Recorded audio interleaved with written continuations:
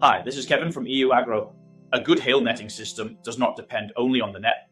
Installation is just as important. Even high-quality hail netting can fail too early if it is installed in the wrong way. Today, let's look at some common installation mistakes growers should avoid. The first mistake is using the wrong tension. If the net is too loose, it may flap in the wind, sag under hail impact, or leave gaps in the protection area. But if the net is pulled too tight, the force from hail and wind may transfer directly to the net, clips, wires, and posts. Over time, this can cause tearing, deformation, or structural damage. A good hail netting system needs balanced tension, not maximum tension. The second mistake is ignoring the load release system.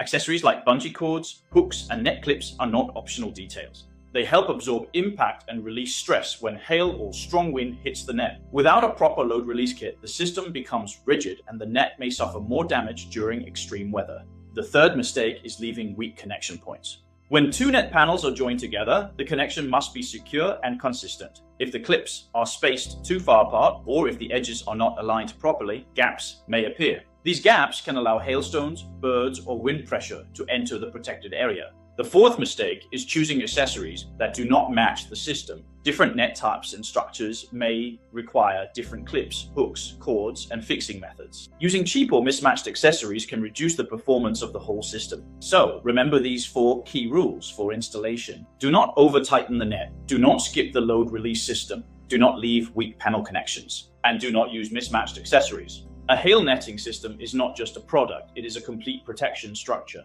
At EyouAgro, we help growers choose the right netting, accessories, and installation method based on real orchard conditions. If you are planning a hail protection project, contact us for a practical recommendation. Thanks for watching, and see you next time.